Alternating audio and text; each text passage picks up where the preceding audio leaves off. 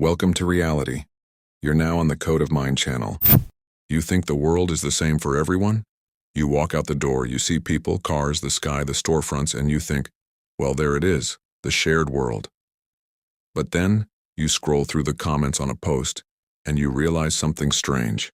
People look at the exact same thing and see completely different realities.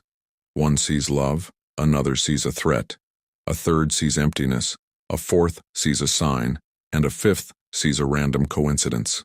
This brings up a question that makes a normal person stop in their tracks. If we're all standing on the same stage, why are we living in different movies? Today I'm going to answer exactly that.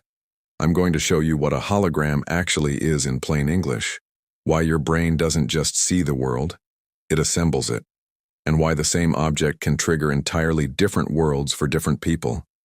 And most importantly, how to use this so you don't end up living in someone else's film. This isn't theory. It's mechanics that you can test in your own life starting today. You don't experience the world directly. You experience a translation of it. Think of the world as a raw data stream, and your brain and psyche as the system that assembles a picture from that stream. But here is the catch. This system isn't neutral. It's personal. It's alive. It builds your reality from three distinct layers. 1. The signal, what comes from the outside, light, sound, words, events. 2. Memory, what's already recorded in you, your experiences, trauma, joy, and history. 3. Expectation, what you assume will happen next. It's going to be like this. Then, your brain does something we rarely notice. It doesn't ask, what is this? It asks, what does this mean for me? Right there inside that meaning is where your hologram is hidden, because meaning is personal. For one person, a situation means danger. For another, it means opportunity. For a third, it means pain. People don't argue about the world. They argue about their meanings. The stage might be shared, but the film playing inside each person is unique. This is what I call the hologram of perception. Now let me answer a common objection. If everyone has their own hologram, how does it work? If we both see an apple, it's one apple, right? Yes, the object is one, but the experience starts the moment you process it. An apple isn't just a physical object. It's the taste your brain predicts before you even take a bite. It's the associations, the emotions, the meaning. Put an apple on a table and look at it. You haven't eaten it yet, but you already have a sensation. Sweet or sour, juicy or mealy. I want it, or I don't. Where does that come from? Memory. If your history is sweet red apples, your brain serves you sweetness in advance. If your experience is sour green ones, your brain serves you bitterness. The taste doesn't exist in the apple. The taste is created in your assembly of it. This isn't philosophy. It's daily mechanics.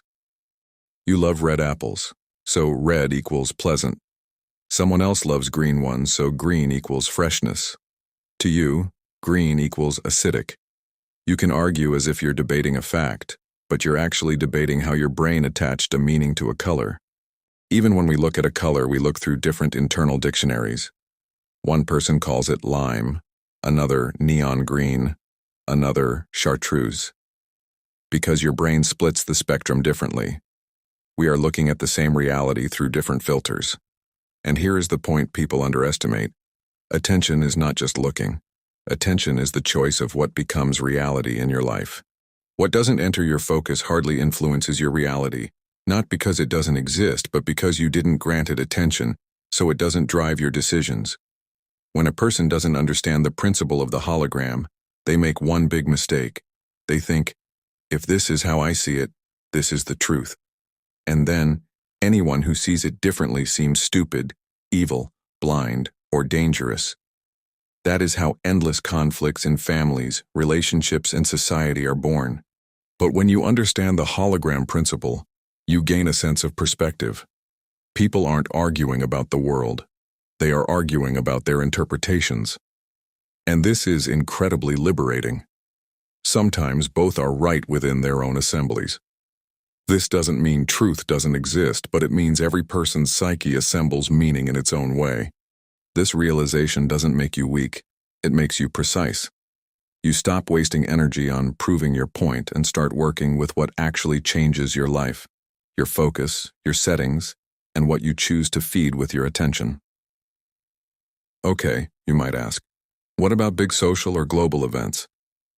Why does it seem like everyone sees those the same way? Because we are connected to a mass information field. News, headlines, social media, we are synchronized. When millions of people keep their attention on one topic, that topic becomes a massive cultural force. But even then, the inner reality remains personal. One person hears the news and thinks, the world is ending. Another hears the same news and says, it's hard, but I'm going to build. The event is the same, but the internal filter, how much your psyche believes in the threat versus how much it believes in its own ability to hold steady, is different. The hologram isn't about ignoring facts. It's about what the event becomes inside you. It determines how you sleep, how you eat, how you make decisions, and whether you are building a future or freezing your life in place. Real power isn't in trying to change the world so that it feels comfortable. Real power is in 3 points. 1. What meaning do you attach? 2. Where do you direct your attention? 3. What is your next step? This is mechanics. Attention is a spotlight. Where the spotlight shines, your reality is born. Attention is fuel. You feed fear, fear grows. You feed clarity, clarity grows. You feed strength, strength grows. Your brain adjusts the picture to match what you consider most important. You have a pattern, a stable rhythm of perception. If your inner pattern is, I am in danger, the world will assemble as a dangerous place.